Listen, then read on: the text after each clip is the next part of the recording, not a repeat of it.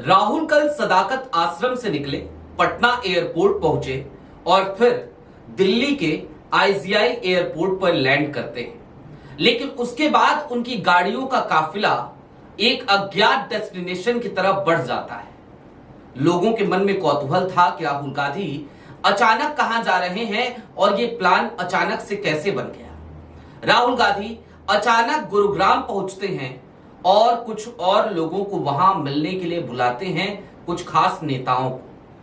45 minute तक गुरुग्राम के Galleria market में राहुल रहते हैं, लेकिन इस बीच में हरियाणा के तमाम दिग्गजों को कोई खबर नहीं थी कि राहुल अचानक से हरियाणा आ जाएंगे। राहुल वहां पर डिनर करते हैं, लेकिन ये डिनर डिप्लोमेसी दरअसल कांग्रेस के भीतर के स्लीपर सेल के लिए एक बड़ा खतरा है। नमस्कार, मैं स्वप्निल और आप मुद्दा देख रहे हैं। दोस्तों,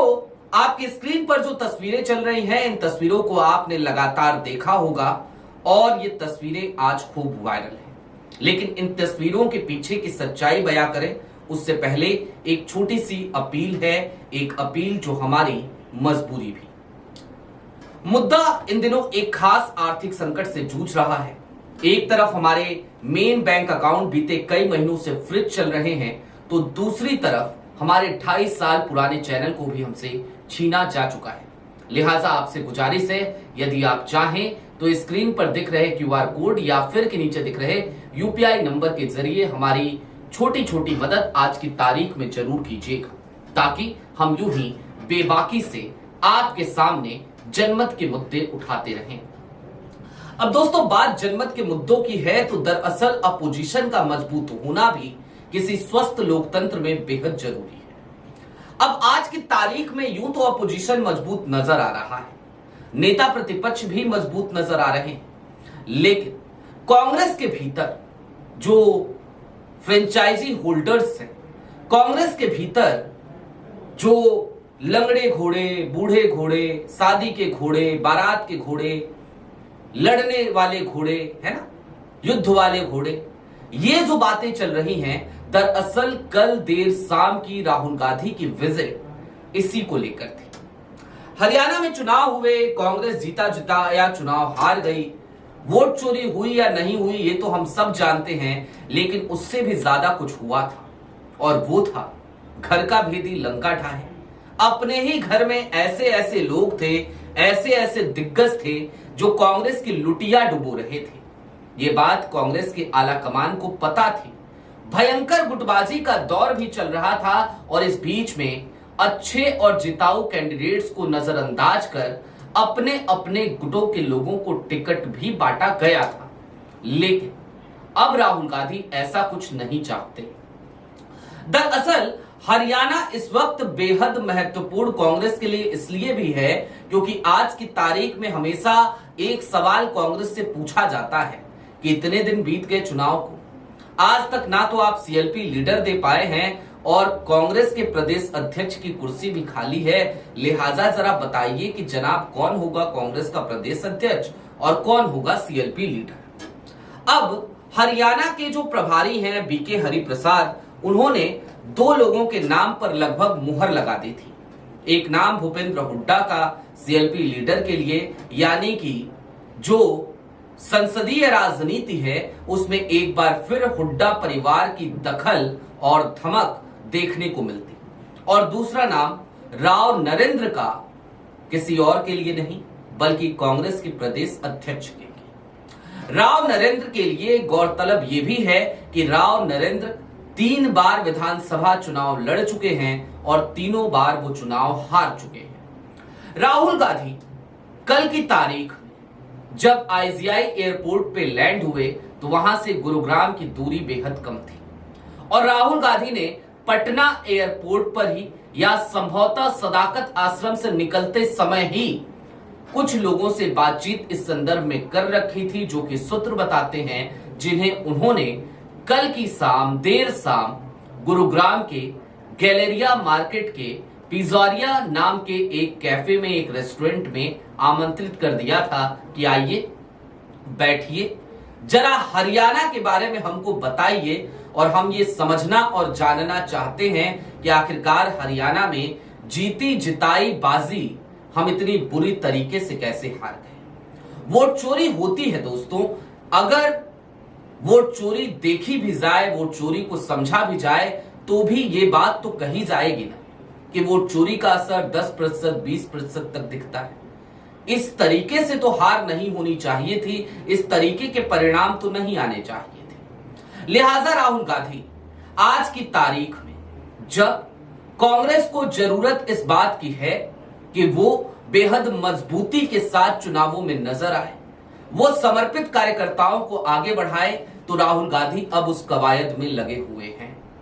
गुजरात में भी राहुल गांधी यही कर रहे हैं, मध्य प्रदेश में भी जीतू पटवारी को नेतृत्व सौंप दिया है और आज की तारीख में मध्य प्रदेश से राहुल गांधी की टीम में जो करीबी नाम हैं उनमें जीतू पटवारी भी हैं, तो विक्रांत भूरिया। दरअसल राहुल गांधी हरियाणा में भी जीतू पटवारी के तरीके का ही कोई भरोसेमंद नेता चाहते हैं, कोई ऐसा नेता जो कांग्रेस के प्रति समर्पित भी हो और कांग्रेस के लिए सड़कों पे उतरकर लड़ने के लिए भी तैयार रहे। जीतू पटवारी लगातार मध्य प्रदेश में आपको सड़कों पर नजर आएंगे, चाहे उनकी कोई कितनी भी आलोचना करे, लेकिन इस बात को कहने में संकोच नहीं किया जाना चाहिए कि मध्य प्रदेश में आज की तारीख में यदि कांग्रेस को कोई मजबूती दे रहा है तो वो व्यक्ति जीतू पटवारी ही है, जो लगातार सड़कों पर है, जो लगातार मोहन यादव की सरकार के परखच्चे उड़ा रहा है, उनके काले चट्टे खोल रहा है और लगातार तमाम धांधलियों पर, तमाम कारगुजारियों पर, तमाम प्रशासनिक लापरवाहियों पर खुद मौके पर पहुंचकर आवाज उठा रहा है। लेकिन क्या भूपेंद्र हुड्डा या राव नरेंद्र ये सारे काम कर पाएंगे? राहुल गांधी इस बात को भली भांति तौर पर जानते हैं कि उन्हें किस तरीके का नेतृत्व कहां पर देना है, और इसीलिए कल की तारीख में जब राहुल गांधी गुरुग्राम पहुंचे तो स्लीपर सेल को एक बड़ा झटका लग गया। अब 45 मिनट की इस बातचीत में कल की तारीख में और क्या हुआ, जरा वो भी जान लीजिए। 45 मिनट की ये तारीख दरअसल एक सूची के आदान और प्रदान के लिए भी मुकर्रर की गई थी।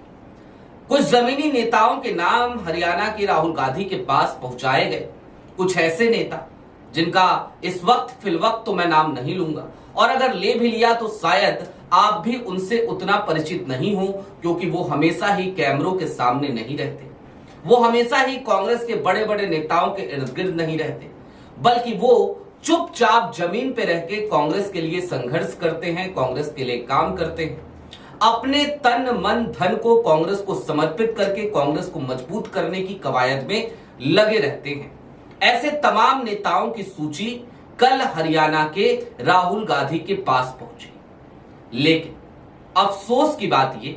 कि कल की तारीख में जब राहुल गांधी की वो तस्वीरें आई तो चर्चा इस बात पे होनी चाहिए थी कि आखिरकार राहुल गांधी ने अचानक दौरा क्यों किया। चर्चा इस बात पे होनी चाहिए थी, पता यह लगाया जाना चाहिए था कि भाई राहुल गांधी अगर हरियाणा पहुंचे तो वो कौन से लोग थे जिनसे मुलाकात हुई। ये सब करने की बजाय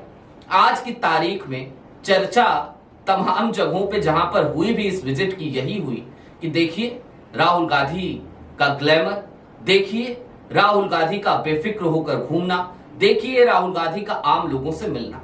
इनमें कुछ भी नया तो नहीं है। राहुल गांधी जहां कहीं भी जाते हैं आम लोगों से ऐसे ही मुलाकात करते हैं, आज से नहीं कर रहे। हो सकता है भारत जोड़ो यात्रा के बाद कुछ लोगों के चश्मे बदल गए हों, तो उनको अब राहुल गांधी, आज वाले राहुल गांधी पहले वाले राहुल गांधी से अलग नजर आ रहे हैं। दरअसल राहुल गांधी शुरू से लेकर अब तक ऐसे ही रहे हैं जैसे आज दिखते हैं। राहुल गांधी लगातार लोगों के बीच जाते हैं, लगातार लोगों से मुलाकातें करते हैं। यूपीए सरकार के दौरान भी राहुल गांधी कभी किसानों के बीच चले जाते तो कभी महिलाओं के बीच, कभी शोषित और वंचित वर्ग के घर पर चले जाते और उनसे मुलाकात करते। राहुल गांधी उस वक्त भी इस देश को समझते थे और इस देश को समझने की जिज्ञासा उनके अंदर थी। आम जिंदगी में, रोजमर्रा की जिंदगी में आम लोगों को क्या तकलीफें होती हैं और उन तकलीफों को कैसे दूर किया जा सकता है, राहुल गांधी उस वक्त भी इन चीजों को लेकर प्रयास किया करते थे जब यूपीए की सरकार थी, मनमोहन सिंह प्रधानमंत्री थे।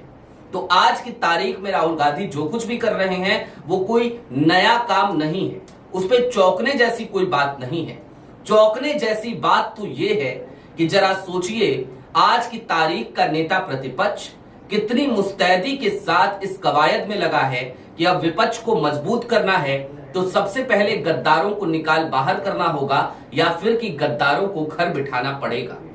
या फिर कि उन तमाम नेताओं को भी जो अपने वर्चस्व की केवल जंग लड़ते हैं और उनके वर्चस्व की जंग में यदि कांग्रेस का और विपक्ष का नुकसान भी हो जाए तो भी उन्हें कोई फर्क नहीं पड़ता, क्योंकि वो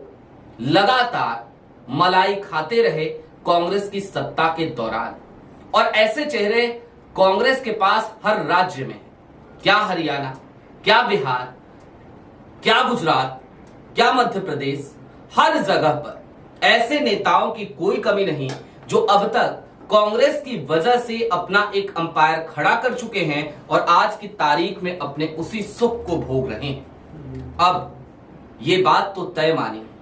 कि हरियाणा कांग्रेस में जो अब तक चल रहा था, जिस तरीके की चीजें चल रही थी, चाहे वो जिला अध्यक्ष को लेकर हो या फिर की बाकी चीजों को लेकर, कुल मिलाकर ये समझिए कि जितनी मर्जी चलनी थी चल गई। राहुल गांधी गुजरात की तरह ही अब खुद ऑब्जर्व कर रहे हैं हरियाणा की सिचुएशन को भी, और अब राहुल गांधी ने अपने कुछ खास लोगों को उतार दिया है मैदान में कि भैया एक काम करो, जरा देखो कि कैसे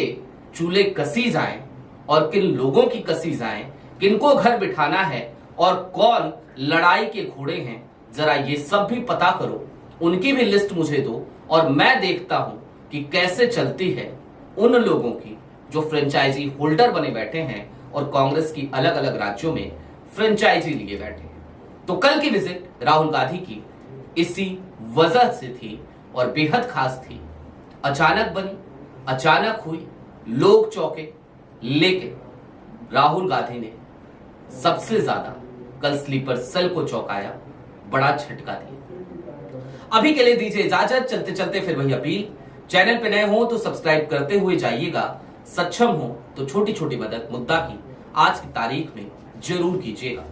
बेहद शुक्रिया।